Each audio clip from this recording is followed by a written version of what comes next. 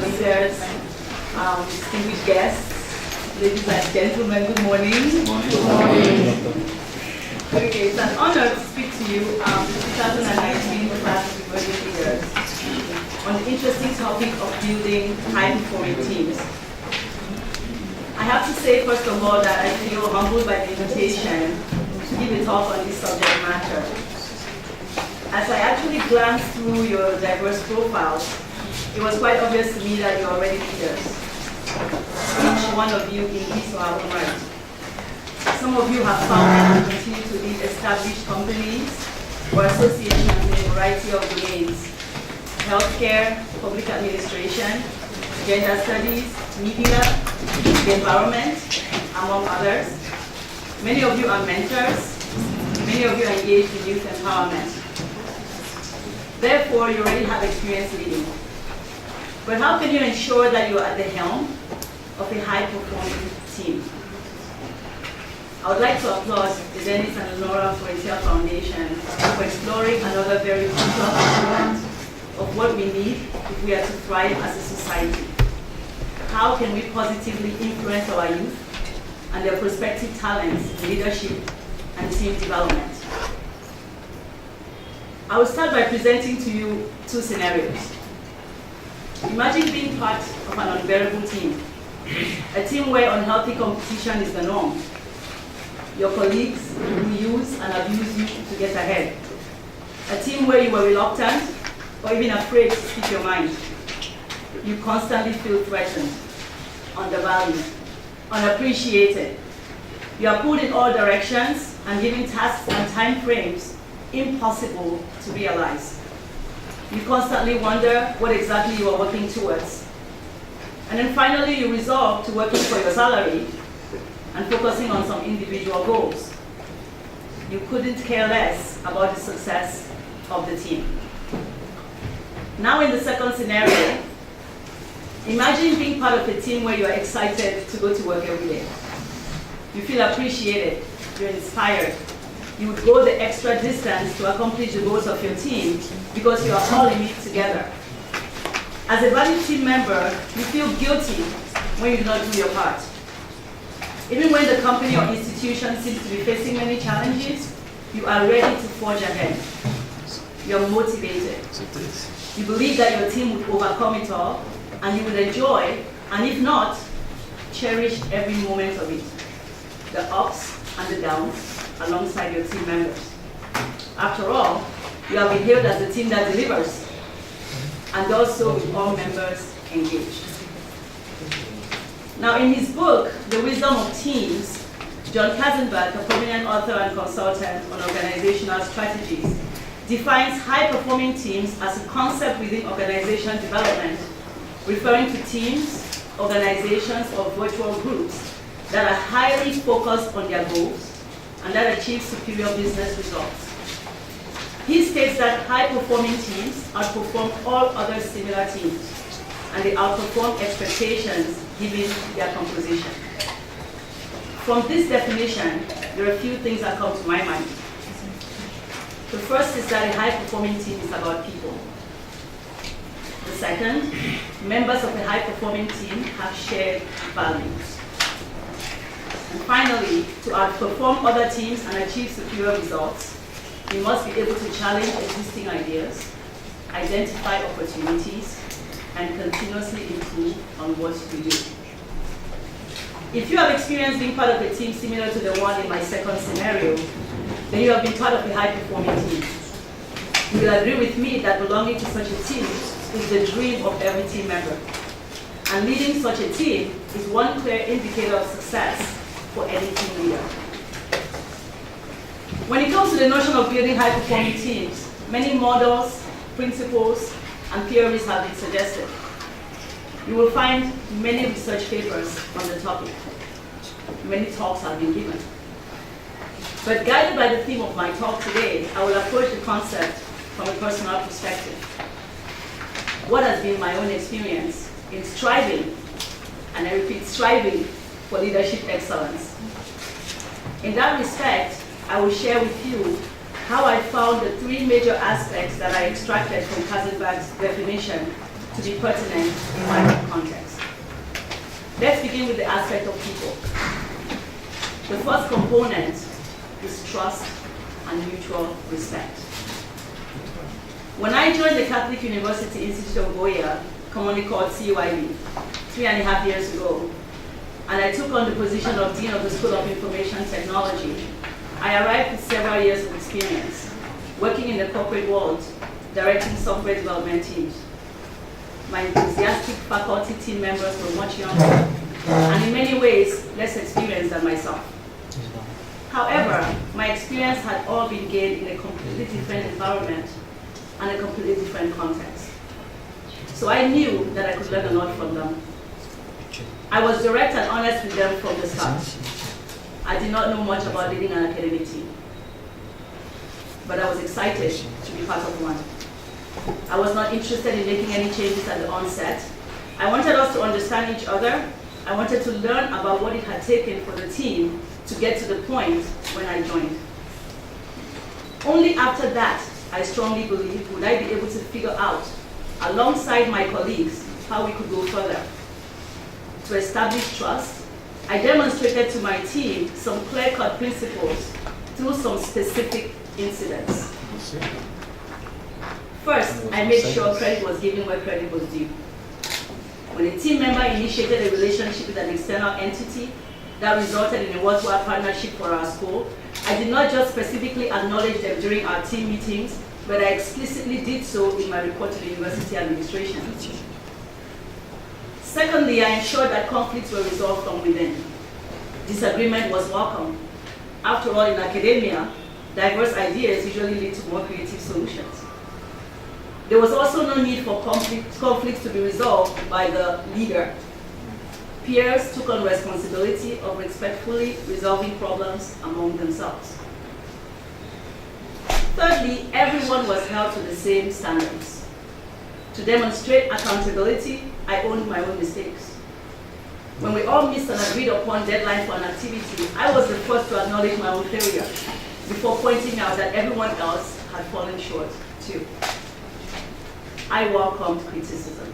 In fact, I pleaded for it. I begged for it. I insisted to my team members that it was the one sure way I could get better. I could not fix a problem I did not know I had. Such openness made it easy to reciprocate, pointing out things that we could do better. I fervently defended my team members. I would constantly tell them that we would only rise and fall together. Once I became confident that there was an underlying trust in my team, we could then brainstorm with ease and collaboratively reach decisions that promoted the growth of our school. Now, the second component of the importance of people, for me, was leveraging diversity. Our team of faculty and staff is as diverse as the field of information technology itself. I believe in leveraging diversity, and that by doing so, by allowing each and every one to maximize their potential in what they excel at. For instance, some team members are more interested in research, while others are more interested in mentoring students. I would suggest that a particular team member handle a difficult student and propose another to handle a distracted one. Our strengths lie in our diversity, making it possible for us to effortlessly tackle many issues among ourselves. As team members, we acknowledge our weaknesses, and as a team leader, I find ways to accommodate them. At the same time, like actors in a movie, we each simply have a role to play. And in our world, all roles are created equal. I work with my team in such a way that more often than not, any of us can easily represent the other. We strongly believe that each and every one of us is a necessary component for our team to be successful. This results in a more collaborative and a less competitive working environment. My next extraction from Kazenbach's definition is the notion of shared values. The first component of this aspect is alignment. One of the things that attracted me the most to CUIB was the clarity of their vision and mission. I will share their vision with you. CYB's vision is very simply to bring hope to the students and awaken in them a sense of purpose and direction so that they may achieve social, economic, spiritual, cultural, and environmental well-being in their communities in particular and the nation at large. The level of my school, the School of IT, our vision is well aligned with that of the university. It is to serve the community with quality IT services through participatory teaching, learning, research, and development of its students, faculty, and staff. I found the vision simple, but well-crafted. With trust established, we could go on to have honest conversations about how we could align the school's vision and mission with our own personal development, such that we could ensure effective contributions and stay motivated. The second component of the aspect of shared values is to ensure that we have a good time and we care for each other. When you work smarter and not necessarily harder, you enjoy your work environment. In our university, it is well known that the members of the SIT team enjoy each other's company. And it doesn't just end at the level of faculty and staff, it extends to the students. We call ourselves the SIT family, and we mean it. We look after our own. This means that we are not just there for the students as their lecturers, but we are there as their mentors, collaborators, and friends. We hold them up to a high standard, and we make them believe it is well within their grasp. Senior year students mentor junior ones. Classmates strong in the subject seek others who are struggling and offer assistance. We encourage each other to face our problems head on.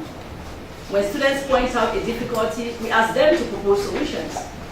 In the end, everyone feels relevant and is proud of the outcome. My final extraction from Kazenbach's definition is outperforming other teams and achieving superior results. An essential contributing factor to this aspect is the freedom to challenge the status quo.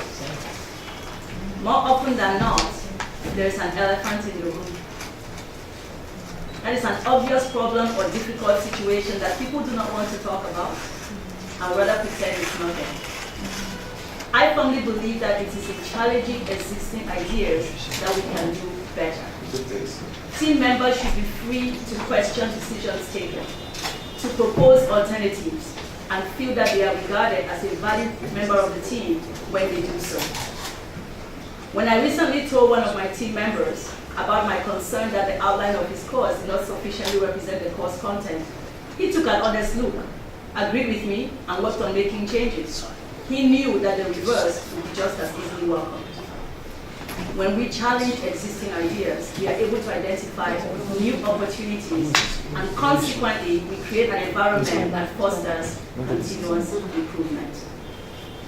The crisis compelled my university to establish a satellite campus in Buea in September this past year. As a result, many teams became virtual overnight. Some team members in Buea and others in Buea. Immediately, the challenge was evident. But for my SIT family, a new opportunity and chance for growth had presented itself.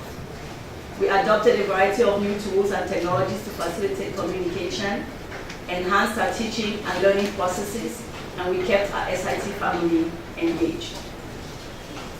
I sincerely hope, dear 2019 emerging leaders, that these experiences of mine will prove useful to you as you continue striving for the best. I congratulate each and every one of you for your efforts to make a difference. You will never know how many lives you have touched for the better, how many new avenues you have opened up. But rest assured that the positive effects of your work will be felt for a long time to come. In the words of one famous professor of theology, H.E. Luca, no one can whistle a symphony. It takes a whole orchestra to play it. In our own local context, as my mother always reminds me, one hand no di tai bonu. Thank you for listening.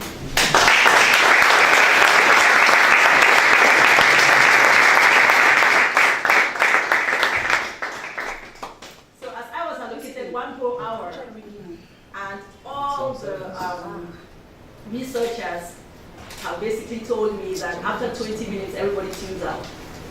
So I figured I'll speak for about 20 minutes max. And then I really want to hear from you.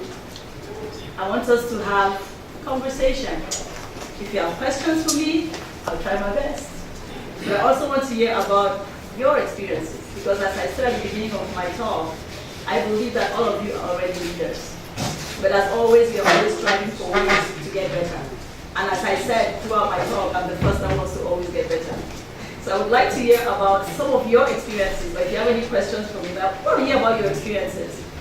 Maybe challenges you faced. We could see how we could brainstorm maybe on how we could find solutions to some of these challenges, and maybe learn from each other. What do you think? I always like proposing, not imposing. Yes. Thank you. Oh, I'm going to thank you. I have a big challenge of communication. I just want, like, when working with a team, I work a lot at the level of my mind, and I feel like assigning you to do this will be like I will put overburden on you. And since we work with volunteers, I feel like this is your vision. If you place a lot of responsibility on them, they will not deliver. So I usually just plan the event. I just tell them to come finally, but I really don't want that, because I want them to be able to own the vision and give them their best. So how can I improve on my communication skills? Like this fear of maybe they will not want to work, maybe they will not want to do this. How can I overcome? Well, since you work with volunteers, are they different people every time, or do you work with the same set of people over time? Okay, then that's much easier. If there are different people every time, then you basically have to learn about different people every time. One of the most important things that I think, when I say that building a high-performing team is about people, is that it's very important to know the people. When I talk about leveraging diversity, it's because I think that we are normally adverse to diversity. We like to bring people around us who are like us. And we have a tendency all the time to appreciate people who are like us. And when somebody is a little bit different, instead of looking at how we can leverage upon that difference, we tend to leave them out and think that they will bring us down. Yeah. Now, in my team, we have very distinct personalities. And I'm very upfront with my team members, and we know each other so well by now. So I will tell you that, for instance, there are certain meetings that I will not want a particular team member to go to, because I just know that will be done for. It won't go somewhere. Whereas there are other ones where I will pick him to go, right? So the most important thing is to know your people. Now, it also doesn't mean that you want to only give people what they are able to do, because then there is no room for growth, right? There's no room for growth. So if I have somebody who's always late to provide a report, I don't want to give him a report that's due tomorrow, because he's already destined for failure. I already know he's going to fail. So why am I giving him a project that I know he's going to fail upon? I need to slowly get him to realize how relevant it is that he's on time. So I may give him something that he gets a week. And then within that week, every 2 days or so, I remind him, I'm waiting, right? And that kind of pushes him to eventually get to where I want him or her to be. So I think that there are two things. The first is the fear you have of overwhelming people can be mitigated by you by watching what you give to whom, once you know the different people, right?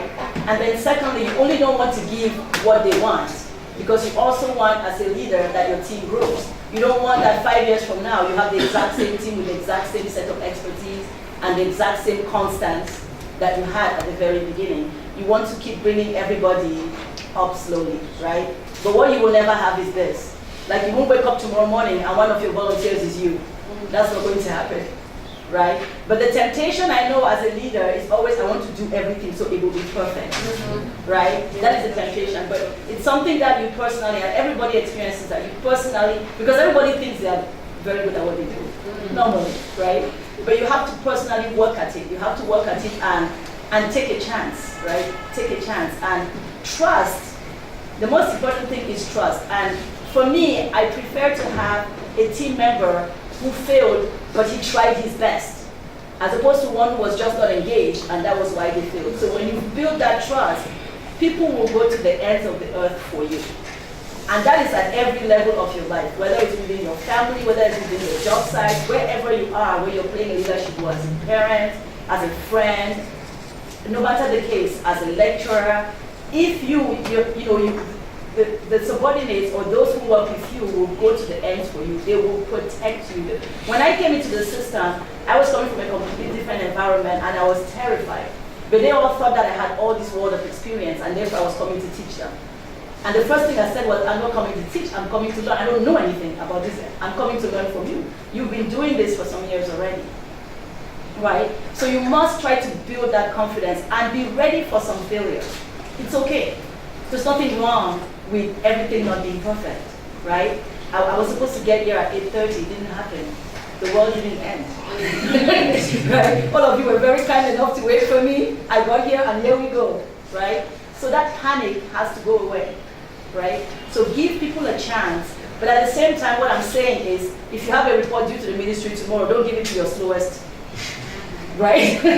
Because there you are not, it will be bad for you, it will be bad for them. Because they will feel horrible that they let you down, you will feel horrible, you knew going in, that was a bad idea. Does that help?